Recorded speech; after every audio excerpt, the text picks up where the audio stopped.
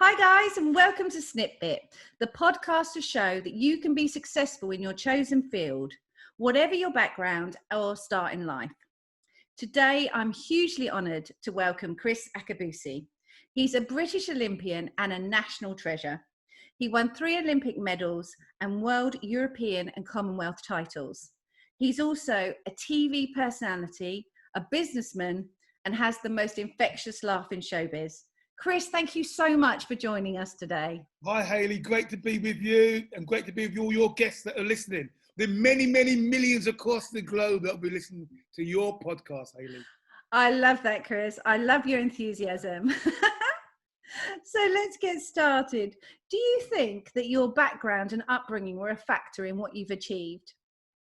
I've got no doubt that my background and my upbringing is a major factor in what I achieved.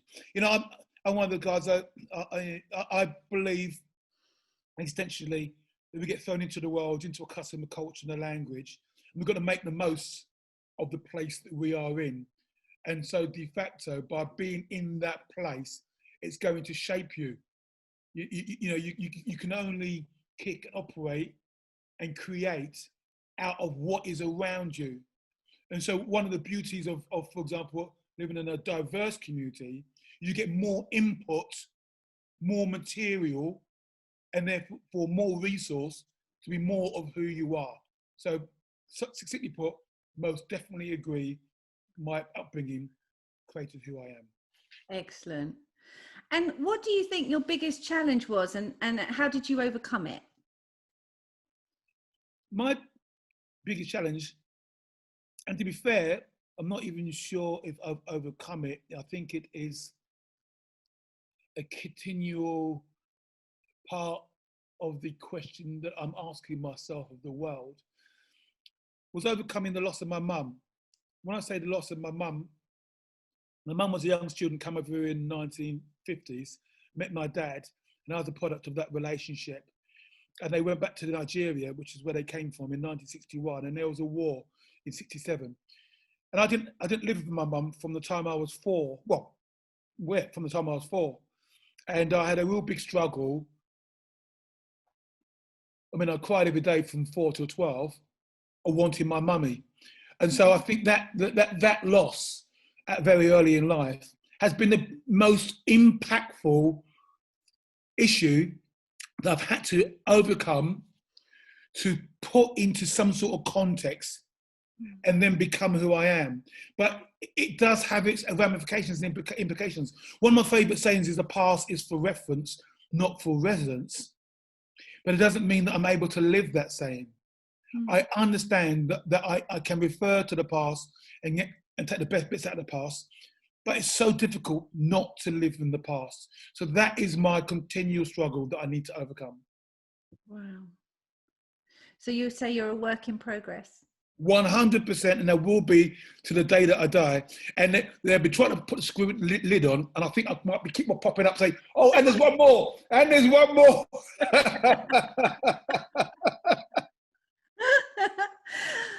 Was there a point in your career that you knew you'd definitely be successful?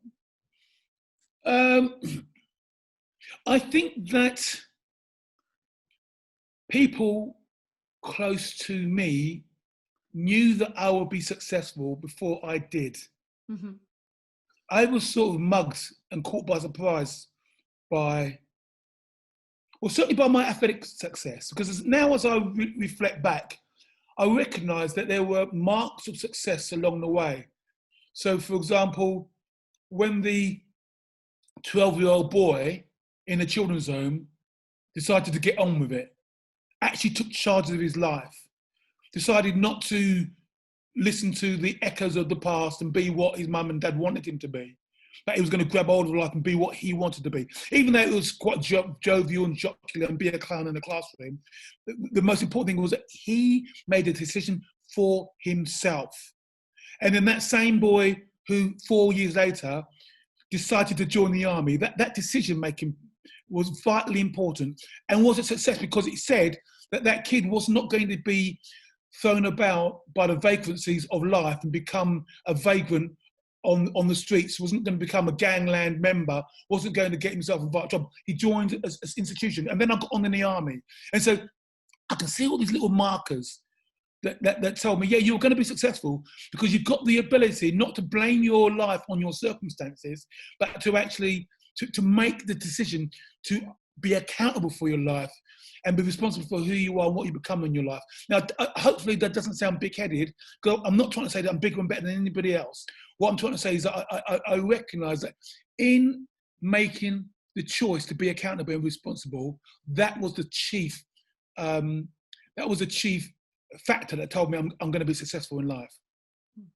I think that's really interesting, because so many people know their rights now, but don't necessarily know their responsibilities. Exactly. And it seems that you've really grasped that at a really young age. Yeah, 100%. Yeah, and you really have hit on a small little bugbear of mine, where people are so easily offended, and where everyone feels that they've got the right for this and the right for that. And I don't even know where to get it from. I mean, I think the idea is that there is a fundamental, basic human right, but that human is placed in a context. And you know, there are 8 billion people in this world who have a different experience of what it is to be human, and cannot agitate for some of the rights that you think are inalienable and should be just given to you because you're human. So you have got to contend for and co-create the culture and the environment that gives you your rights. It doesn't just happen because you breathe and you move and you have being. No. Couldn't have put it better myself, Kriss. Like, we're going to get on fire, Helen. We're going to do great, aren't we? Yeah. Now, from what you've said, this question is almost slightly obsolete in terms of, do you have a growth mindset? I think we can probably say yes. Yeah, 100%. 100%. But how important do you think that's been to your career? Well, I think it's been really important to see possibilities, to recognise opportunities, recognise that I do not have to be defined by my past, or, in order to contradict something that I said, by what other people's perception of me is. Because, of course, when you are immersed in a culture, the sense of self is co-created by those around you. Because, of course, if you were in a world where there was no such thing as another human being, what would you be? I mean, you wouldn't be Hayley and I wouldn't be Kriss, because those terms would not have been invented. And we would have to define ourselves as not the animals or other creatures around ourselves. Whereas what we do is we define ourselves amongst ourselves, and then we can grow and we can develop in a particular direction according to the calling that's inside ourselves. And that's the big thing for me, is that you can either be made by others, that is, everyone tells you what you ought to do and how you should be, or you can create out of yourself what you detect you want to be. Not saying it's easy. You know, I want us to always hold on to this dialectic, this sort of polarity, this yin and yang between us and them. You know, we are immersed in a world with others, but the struggle is to find that voice inside and then grow towards something. Brilliant. Cheers, Adam. What or who has been the driving force behind your career, do you think? So I've had many mentors, role models, people to look up. Well, I was going to say look up to, but I'd rather say look into. I think champions look into people rather than look up to people. When you look up to somebody, it sounds like you are sort of worshipping them, and there's this holy idol. But if you really want to grow, you need to look into what makes somebody successful. So, for example, as a soldier, I looked into a guy called Sergeant Mackenzie, and he was the first person outside the children's home who spent time with me and identified that I had potential to do athletics. So without Simon Mackenzie, I would never got into athletics. And so I really worked closely with him. He bought me my athletics bikes, he developed my training program, and I became an athlete. And then your uncle, Daley, I mean, I don't know people listening know, but Daley Thompson, one of the most fantastic athletes in the world. In fact, if Daley would say it, he would say, it's Akabusi, the most successful athlete in the world. But, you know, I mean, your uncle was an amazing influence and role model. And as I was sort of climbing up the ranks, he'd won one Olympics already in '84, and he invited me to his training camp. And so I could actually train alongside and watch how Daley did it. And he was quite laid back, but when he got on the track, it was business. And so you just learned this yin and yang between relaxation and doing the business. And now as I'm older in life, you know, I'm a bit philosophical, so it may have come out already, but you know, so I like existential philosophy, so I'm influenced by guys like Nietzsche and Heidegger and Kierkegaard. And these guys, you know, took charge of their life and they were kind of responsible. And I look into existential philosophy. So lots of influence in my life. Brilliant. That's so interesting. And it's nice to hear such a great story about Uncle Daley too. Uncle Daley, I'm telling you, man, one of the hardest lessons it's a little sign for those who listen. We used to play, so you know, when you work hard, you play hard, and at night time we'd have barbecue on the beach, on the Pacific, on the beach. We've got barbecues out there, and we'd play cards or something. And Daley will not lose at anything. And so we were playing this card game, and was playing 3-card braggers, which is a card game. And it would come to the last bit, and it's only Daley and me in it. He said, Akabusi, don't do it. I'll take your house. I'll take your car. I'll take your wife. Don't do it. I'm looking at my cards. I had 10 Joe Green, which is 10, a Jack and a Queen, Royal. And I'm sure that I was beating Daley, because sometimes Daley, he'll bluff people with just, you know, a couple of aces. Anyway, he goes, okay, Boots, I'm going to save you. Show me your cards. I put down there 10 Joe Green. He comes out, 3 aces, jumps on the table, cowabunga, baby. He rubs his, I can't tell you what he rubs, but he's rubbing my face. And luckily for me, he didn't take my house, he didn't take my car, he didn't take my wife. I had to go do skinny dipping in the Pacific Ocean. But, you know, we had great times. Oh, I love that. So is there one thing that you did that the competition didn't? Is there one thing that I did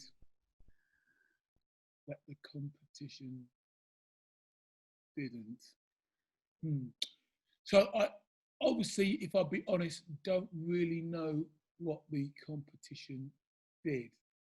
I do know though what I did. You see, I'm seen very much as a gregarious person, and I am very gregarious, and I am very extroverted in public. But actually, very much like Uncle Daley as well, I'm actually really quite introverted. And so what I found is that the best way for me to get on in competition would be to draw into my shell and to go in my own little corner and prepare quietly. Now, most sprinters are very aggressive and in your face. So I didn't do any of that. I wasn't big mouth. I wasn't, you know, jesting and gesticulating. I wasn't trying to get into people's psyche. I used to tap into some sort of core thing, and I think it really helped me. And actually, to be fair, it's helped me in my life. I am seen as gregarious, and I am when I am in public. But I live on my own in a massive house in the middle of the woods on top of a hill, and I think that I do gain my strength from inside.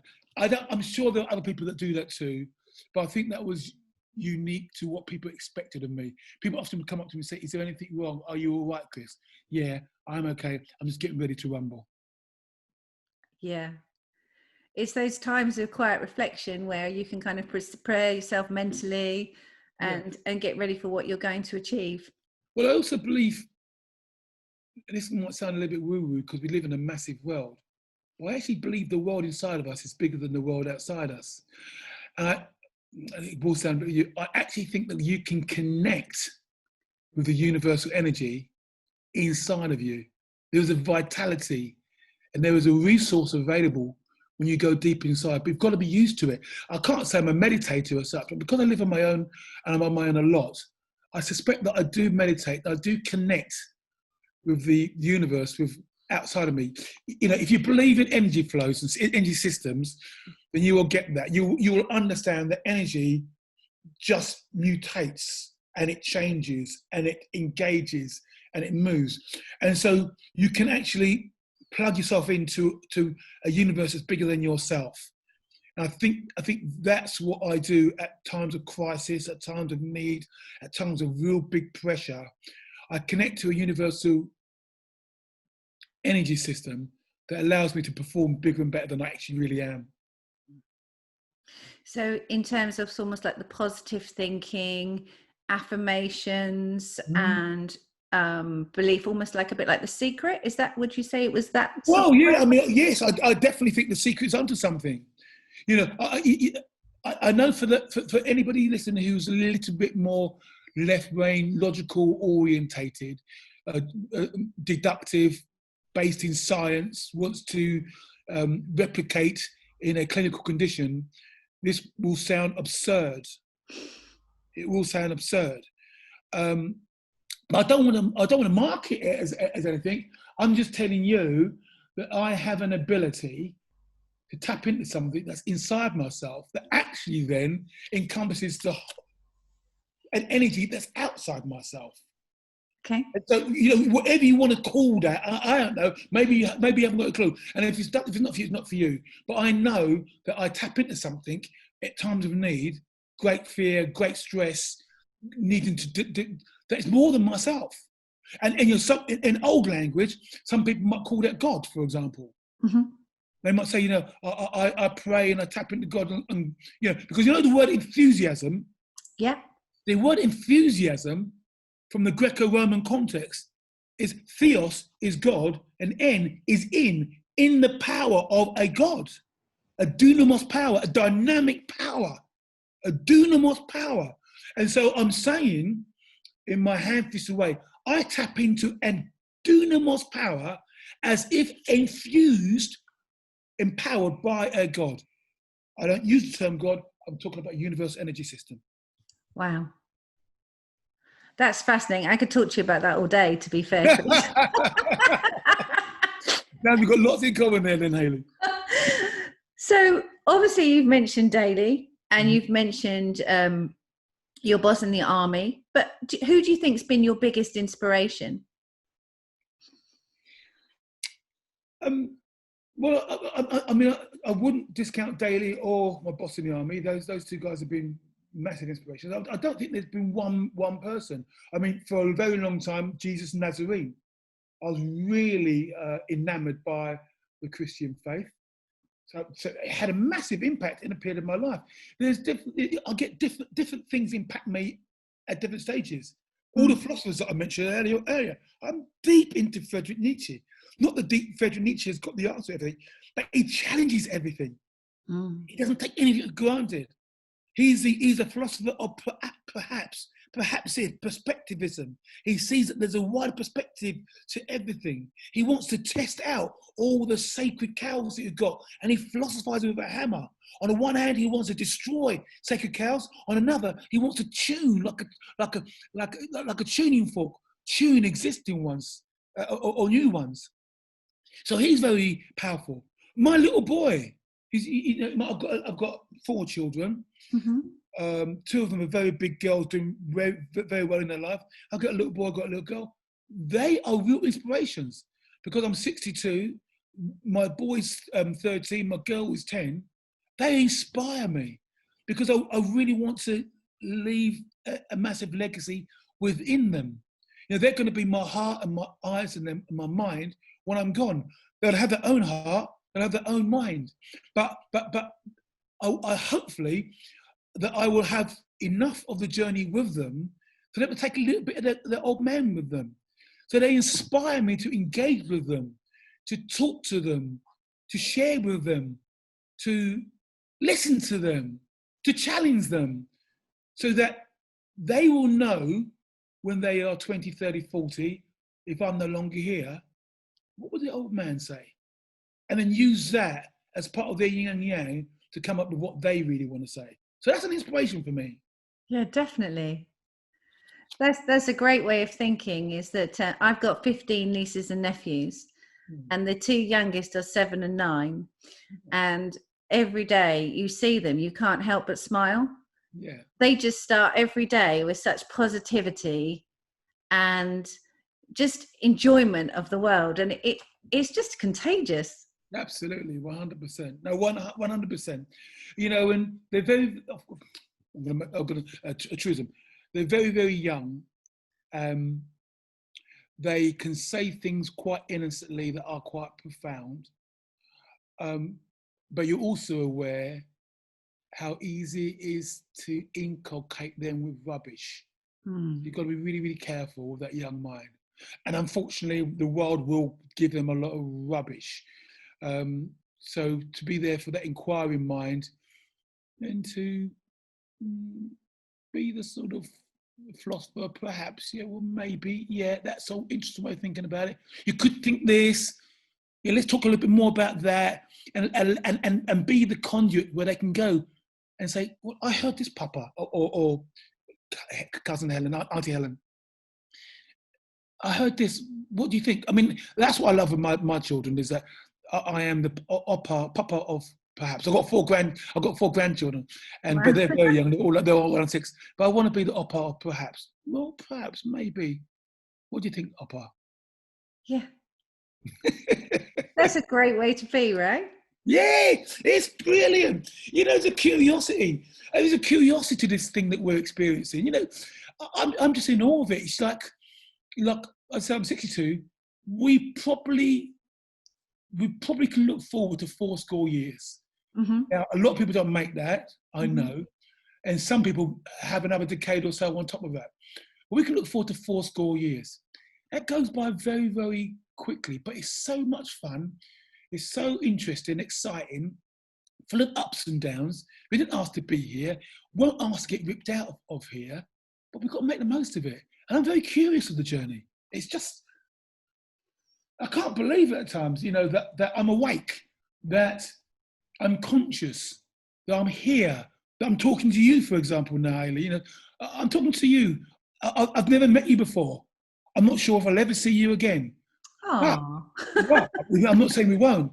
But what I do know, Hayley, is that you and I, out of our very busy life, are spending an hour together, a very special hour together. Human beings, not doing, we are being together. And that's just a unique gift that the world has given us. Well, I, for one, I'm certainly loving it. Bless you, me too, trust me. So, if you were stood in front of your teenage self now, what advice would you give, and why? I would say to that young kid, mate, it's going to be all right. And I can tell you now, you're going to do a cracking job. I would say to that young kid, I know you're scared. I know you feel abandoned.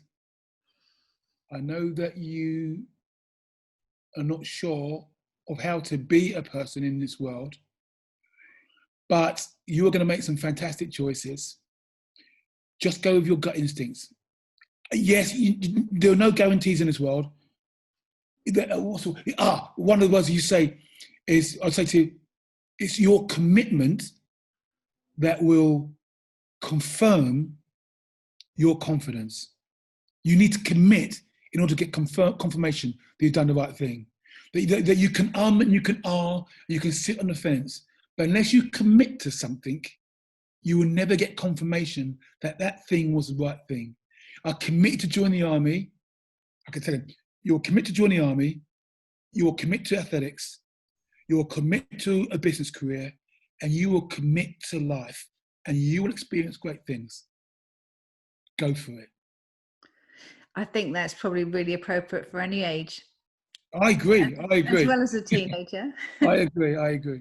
There's not many Olympians who've got MBAs, have there, Kriss? No, exactly. No. But I'm well. Maybe you can. I'm a continual learner. So I'm fascinated about business. I'm fascinated about philosophy, psychology, sociology. I'm a continual learner.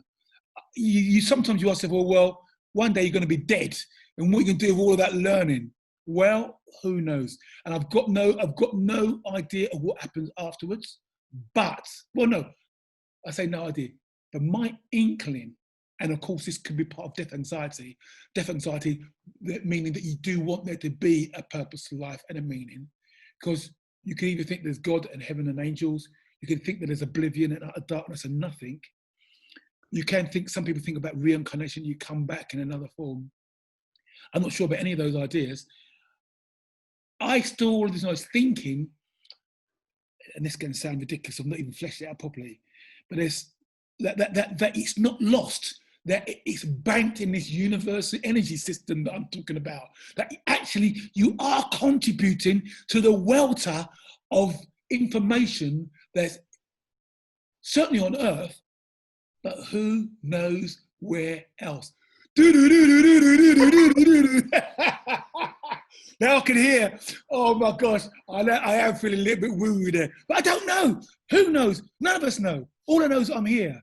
But so I keep on learning, growing, taking on new information, sharing what I can while I'm here. And who knows what may happen when I'm no longer here in this dimension. Well, do you know what? That leads us really nicely into what would you like to be remembered for as your legacy? I certainly want my laugh to be remembered. I certainly want to be remembered as a guy who laughed his way through life. I definitely want to be remembered by my children. And this is the most important one, really. I want my children to speak to their grandchildren about their oppa, their great oppa. And I want to be remembered as an oppa that was interested in life, had a vitality for life, enjoyed life, and made the most of life. I could go off on one and all sorts of other areas, but actually, you know what? They're not. My most important constituent in my family, and it's what my children say about me to their grandchildren that will really matter. I love that. Yeah, thank you. So, what are you up to now, and where can we find you, Kriss? So I'm studying. I'm just in the final throes of my master's in existential psychotherapy, coaching and counselling. I'm writing a dissertation on the exploration of elite athletes and their career transition. And so that is due in at the end of this month. We're recording in December 2020. So that's my major focus right now, which is great for lockdown because it means I've got something to do. Mm-hmm. You can find me on social media. I'm at Kriss Akabusi on Twitter. Kriss Akabusi, Kriss Akabusi, Akabusi. At Kriss Akabusi. I'm at www.akabusi.com is my website address. I've got an Instagram. I'm on Instagram, but I don't know what that is. I'm a bit old and crusty, so I'm not the best. But yeah, you can find me. If you Google, now be careful, because if you Google Kriss Akabusi, there is loads of imposters. I was once contacted by social media by a bride and groom who were very surprised, but also excited that I was coming to their wedding. Oh. I hadn't had a clue. Some imposter had agreed to go on the wedding on my behalf. And so I've had all sorts. I've also, was once called by the press because I was opening Medway Bridge. No. An imposter did it on my behalf. So make sure you don't get the imposter. Well, I have to say, it's been an absolute pleasure. Thank you so much. Like I said, I could talk to you for hours, Kriss, and I'm so grateful for your time today. Thank you. Bless you.